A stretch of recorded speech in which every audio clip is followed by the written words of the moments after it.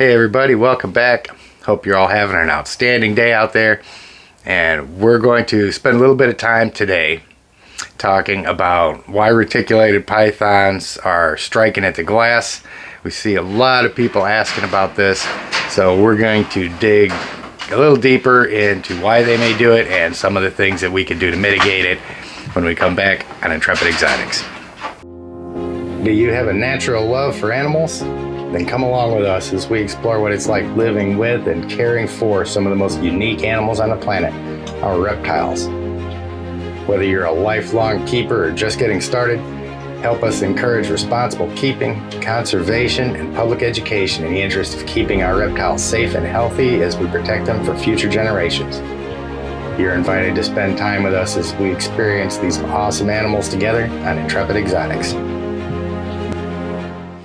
Okay guys, so this question comes up quite a bit. You know, why is my retic constantly popping at the glass and every time I walk by it's acting like it wants to eat me? Well, we're going to look at a couple things that may feed into that behavior and a couple of things that we can do to mitigate it.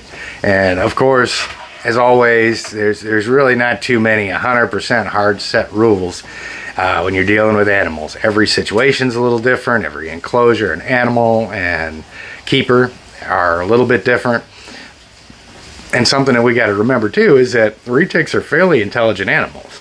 So they are able to process their environment and then they respond to it accordingly. So a couple of the things that can feed into that is, one, if you've got a new animal that's coming in, they may just be uncomfortable. You know, they may not feel secure. They're coming from what they're familiar with and they're in a new habitat now. And, you know, a defensive animal is likely to strike out. That's what they do. It's just like if you're walking through the woods and there's a rattlesnake on the ground next to you. If you get too close, pop, it's going to strike. You know, these guys are ambush predators, so they are naturally geared to laying still and as quickly as they can without warning, striking. That's how they eat. That's how they live. That's how evolution has their brains programmed to operate. So, you know, that's one reason why you may end up seeing them, is they're just uncomfortable and they're defensive and they're reacting. Now, you will see too that, you know, some retics have just got really, really hot food responses, and maybe this particular animal is geared in such a way that, you know, anything that moves, they see it as a feeding opportunity and they want to go after it. Well, neither one of those situations is good. You know, least of which not being that, you know, your animal can injure itself. Particularly if, you know, it ends up hitting something just right, knocking a door off. You know, if it's a big enough animal, you know, breaking the glass or something like that. Which is really difficult to do if you've got the right glass. If you don't have the right glass, is a really good opportunity for the animal to really hurt themselves, which goes into the conversation of using plexi or tempered glass, never using normal glass. That's a video for the enclosure. That's a topic for the enclosure building video, but neither here nor there. So you're looking at, your animals are going to be either defensive or in food mode. You will see, if you've got males around breeding time, they can get really combative, and anything that gets within range of them is a threat that's not a female retic. So that's another thing to be aware of too. I mean, I have walked through facilities before, and, you know, as you're walking down the aisle, all you hear is thump, thump, thump, because they're just, everybody's on point. They either want to eat, they want to breed, and, you know, we just got to take into consideration these are animals that we have brought back and put into a different environment than what they're naturally in. So we've got to make some allowances for that too. So this particular snake back here, this is Tigger. He is now 15 foot, about 65 pound, 7-year-old purple tiger male reticulated python. And when I first got him, hyper reactive. This guy was just all over the place. And I got fair warning when I got him. You know, the guy said, hey, as soon as you feed this guy, for the next week after that, just plan on him coming after you. Because all he wants to do once he eats is eat. and he was popping at the glass and things of that nature. And within the course of maybe a month or so, I managed to get him to stop that, and the state that he's in now is really docile, really easy to manage and so forth. But he's still a retic, he's still reactive, and you can see, and I don't typically do this because the only time I drum on the glass is right before I feed him. I want to get their attention, wake them up. But you can see, you know, he's laying there right now. He's probably sleeping. It's hard to tell because I don't have any eyelids. But as soon as I hit the glass right here,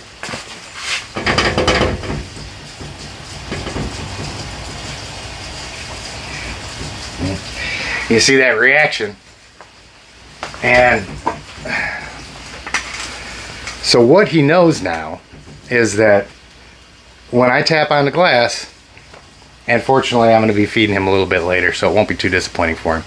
But his reaction now is he gets on point and he's looking for food.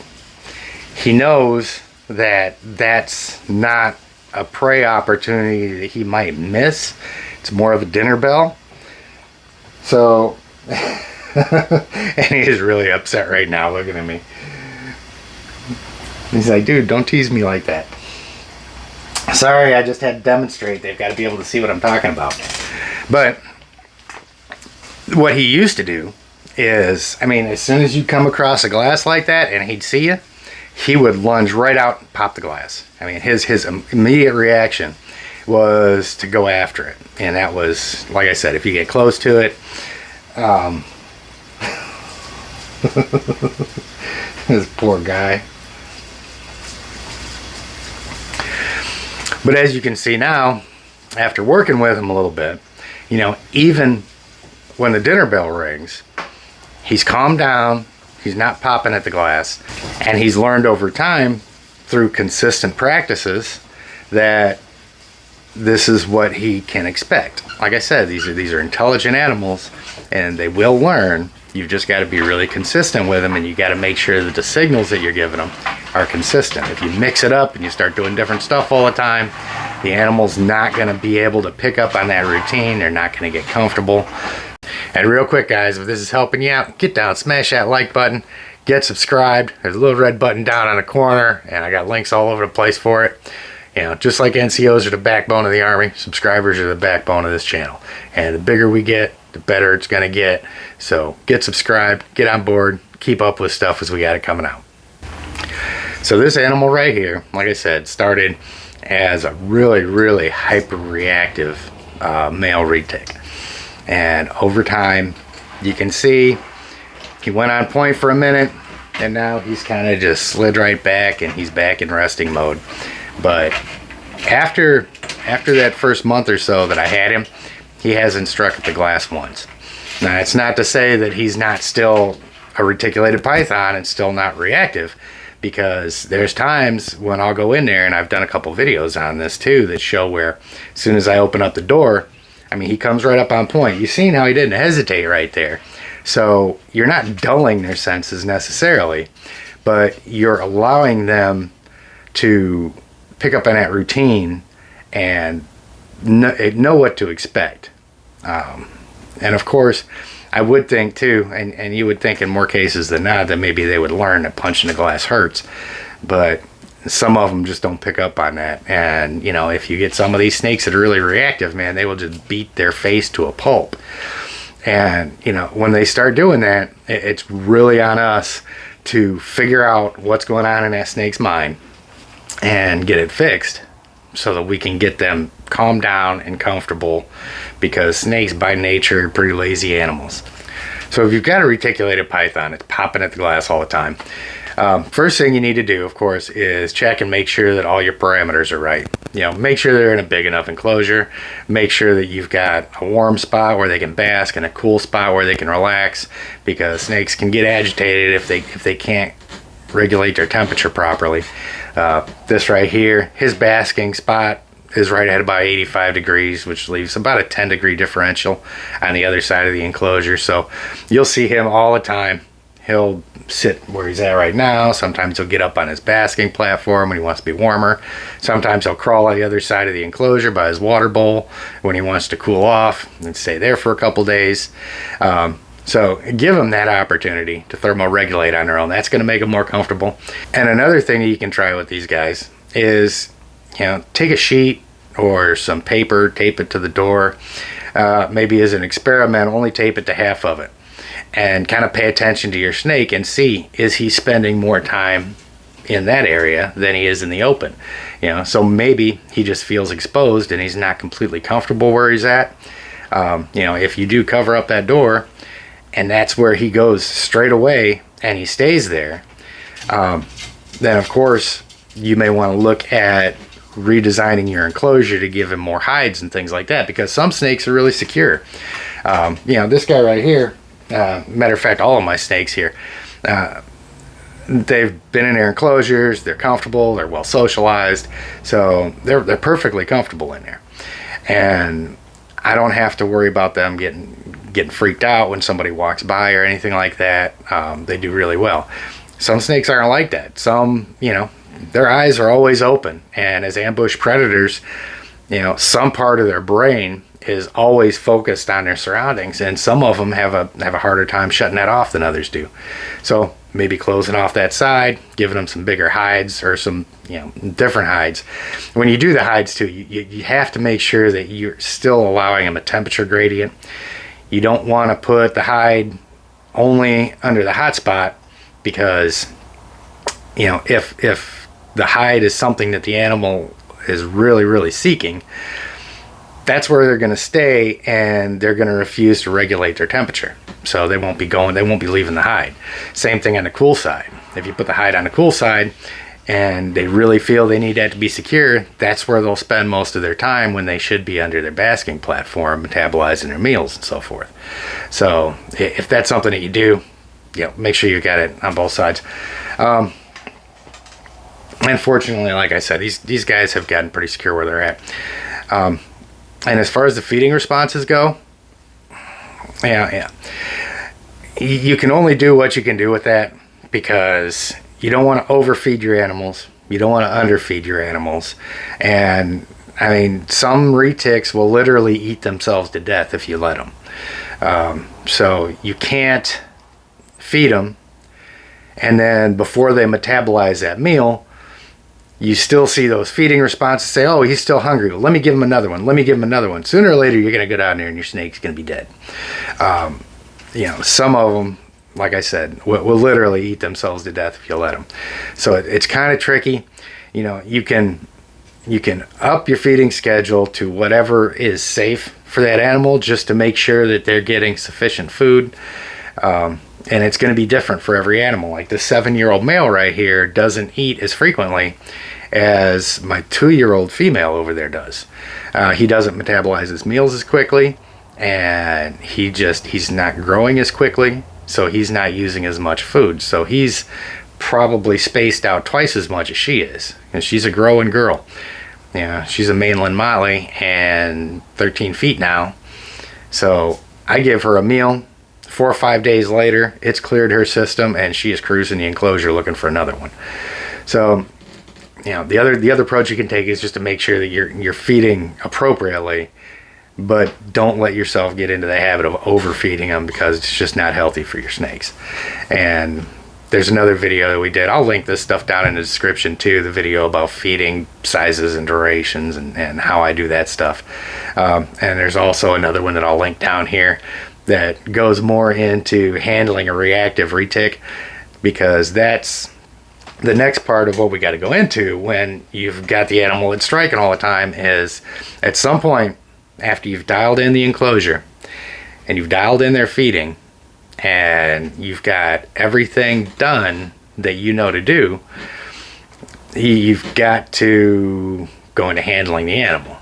And that can be really unnerving, especially for newer keepers. If you walk by the enclosure and that snake's mouth is just wide open coming at the glass, the last thing that comes into your head is, hey, let me pick this snake up and play with it. But to oversimplify things a little bit, it's kind of what you got to do. If you're going to have these animals, you've got to be able to move them when they don't want to be moved. There may be an emergency in their enclosure, a heater may go down, a window may break. If you're not doing your enclosures right, they may escape. Any number of things. The animal may get sick. You of course have to open the doors to feed them. You have to change their water, and you need to clean their enclosures. And not all the time are these animals going to want you in their enclosures. So that's part of keeping these big snakes, is understanding that there's going to be times that you've got to go in there on a 10, 12, 18, 25 foot snake that doesn't want to be messed with. And once you get over maybe 13, 14 feet and up, a snake that doesn't want to be messed with that size is definitely something to you're definitely gonna have your hands full with them. So something like this, him being 15 foot, it's one of the reasons why I put so much effort into socializing him earlier, is because I want it to be ingrained in him that we're friends. I want him to hold that position just as much as I can. And that goes into the second point of a snake just being defensive and attacking you because they're scared of you. We talk so many times about it's more afraid of you than you are of it. And in a lot of cases it's probably true. Look at rattlesnakes, for instance. If you're walking through the woods and you see a rattlesnake, there is a 100% chance that rattlesnake's going to lose in a fight. We're scared to death of them. We're afraid we're going to get bit, we're going to die, our arm's going to fall off. But the bottom line of that whole encounter is that it can be the biggest rattlesnake in the world, and if you're fighting with it and one of you is going to kill the other one, the human's going to win every time. And the snakes know that. You're going to pay for it, and you're going to pay for it dearly. But that doesn't do anything to help the snake situation. And it's the same thing with these retics. They're big, they're massive, and so many people are afraid of them, and they're afraid you're going to hurt them. But in most cases, barring the largest animals, if an encounter goes bad, the human's going to win. And the snakes know this. So, they get defensive. They get scared just like anything else. And understanding this is going to go a long ways towards helping to calm your animals down. So the key point of that discussion is that one of the things that needs to happen if you want to help your animal to relax and not strike so much the glass is we've really got to make sure that our handling skills are up to snuff. Got to make sure that we're really on point. Now we've got to look at kind of what the snake feels, and that all has to do with our interaction with the animal. There's no shortcut to it. If you've got a defensive snake, you've got to know how to handle it. There's no shortcut. There's nothing that you can do outside of knowing how to interact with that animal, because reticulated pythons are smart. They remember good experiences. They remember bad experiences. You can build relationships with them, and you can also teach them that you're dangerous, that you make them uncomfortable, that they don't like you, that they don't want anything to do with you. And they will remember that from person to person. So the key thing, and Kevin McCurley at Nerd pushes this really hard about all his animals, is building positive threads with them. That's the only way to become friends with your retic. And some of them, they're going to get really docile real easy. Others aren't. And if they're hyper like that, then you really need to make sure that your handling is on point and you're doing everything right, and you know how to read the animal and you know what to look for. If I open up that enclosure right now and he starts striking, I've still got to manage that animal. Learn how to read the clues that it's giving you and know how to react and act appropriately with that animal to help calm it down, to help it realize that you're not a threat, and to generate that relationship with them, that allows them to simmer down a little bit, allows them to not be so defensive. So one of the things that you will see is if you've got really snippy snakes, really snippy retics and so forth, maybe the person just does not know how to handle the animals, and he doesn't know how to read them, and he's muscling and bulldozing his way through every interaction, and the snake is just constantly on point and knows that every time I see this human coming, this is going to be an uncomfortable experience. He doesn't understand my language at all, and they just don't want to deal with it. So that's another thing to take into consideration, and maybe one of the hardest things, to be able to humble yourself and say, okay, this is really something that I'm doing wrong. I'm causing this negativity. I'm causing this bad experience. And I've got another video that I'll link down in the description that goes into handling a reactive snake. It's actually with this one right here, and it shows one time that he was really on point, and I go into, this was what he was doing, this is how I interpreted it, this is how I reacted to it, and this is what I did to help calm him down and allow the whole thing to diffuse, and just it makes him real easy to handle at that point instead of trying to muscle your way through it. So the big key points to remember here, if your retic is popping the glass all the time, is we need to make sure that the enclosure is on point, make sure that they've got the right temperature and humidity, the temperature gradients, the right amount of water, make sure they've got the right amount of hides. Like I said, some animals will need more, some don't need any at all. Just depends on how secure that individual snake is. You need to make sure that your feeding's on point, make sure that you're not overfeeding just to keep them pacified, because that's going to result in an obese snake, and if you do it too much, like I said, it can kill them. So food is a really important thing to manage with these guys. And then make sure your handling's on point. Make sure you're not doing anything that the snake is interpreting as threatening, and there's going to be a learning curve there. There's going to be a period of time there where when you're first starting out with them, the snake doesn't know anything, and you guys just aren't in that rhythm yet, and it's gonna be tricky. But the thing that you really got to try to avoid is when you're first starting to build that relationship with them, is you're already on rocky ground. So if you pull them out and you automatically let yourself get bit, let yourself get wrapped up, now all of a sudden you got to fight with the snake, it's hurting itself, it's getting Listerine in the mouth or whatever the case may be in order to get it to release, and this whole thing just traumatizes the snake. So it's real easy to completely spoil that relationship right off the bat. And there's no quick answer for it. It takes time to learn how to read the snake's behavior, and it takes time to know what to do. So my advice on that is just, if you're really unsure and you've tried everything that you know of and nothing's working, find somebody near you that has large snakes. I mean, if you've got these snakes, it's your responsibility to know how to handle them anyway. Point blank, full stop, end of conversation. So, it doesn't matter if the person that you find lives an hour away, 2 hours away, 5 hours away.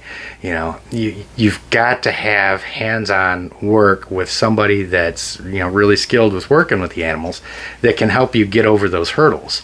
And if you can't get yourself to the point where you can handle your own animal competently, then it's a really good time to consider adopting it out to somebody that can. That's one basic rule about large constrictors and monitor lizards and things like that, is they're just not for everybody. It may sound, I don't want it to sound elitist, I don't want it to sound mean or anything like that, but there is a basic standard of competence that we've got to have in dealing with these animals, and if you just cannot get yourself to that level, maybe you need to back off a little bit. If you've got mainlands that are getting too big for you that you can't handle, maybe go to a reputable SUPERDWARF breeder. Both Mortal Coil and Reach Out Reptiles are both really good SUPERDWARF breeders. They can give you much more manageable snakes. I'll even link their pages down in the description as well. Boa constrictors, boa imperators, those get a little bit smaller. They're easier to manage. So That's just another thought too. And the reason why I put that out there is because, you know, everything ultimately boils down to our competence in handling these guys. And we've got to do whatever we can do as keepers to get ourselves competent enough to manage these animals. When I first got into retics, I quit a really well-paying job and went almost at a volunteer basis to work at a facility.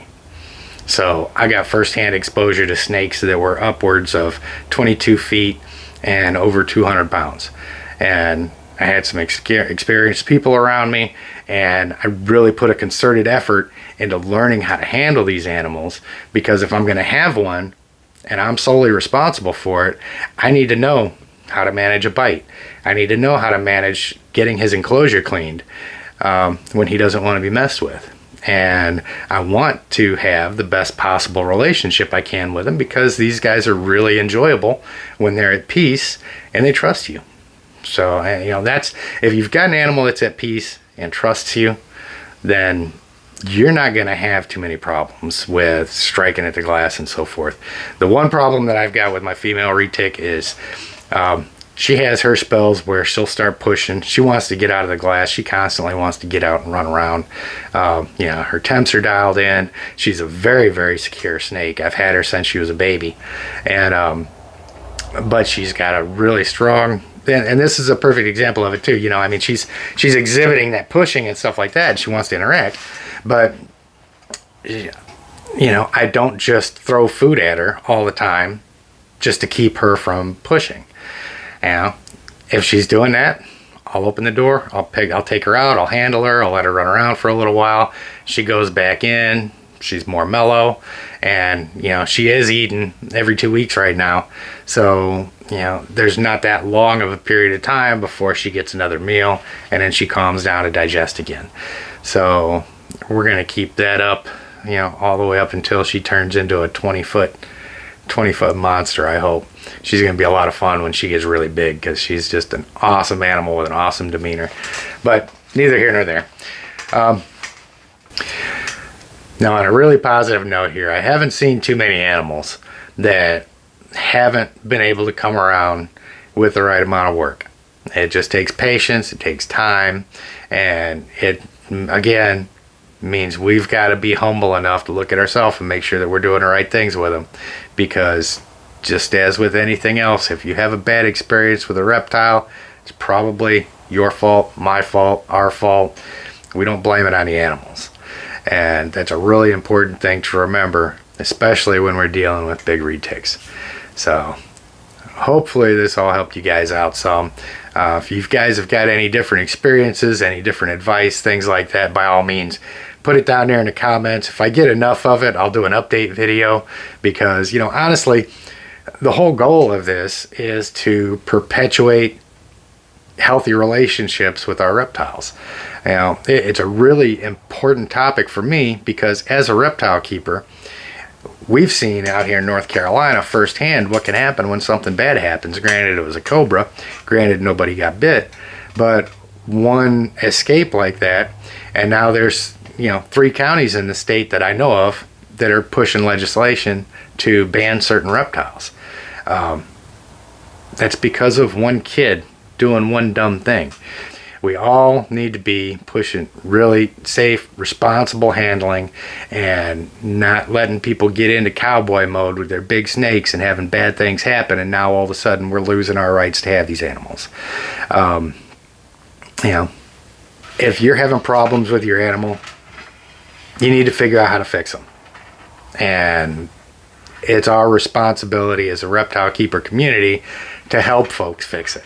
And if you're not willing to, or you're not able to, then hand that responsibility off to somebody that is willing and able to do it.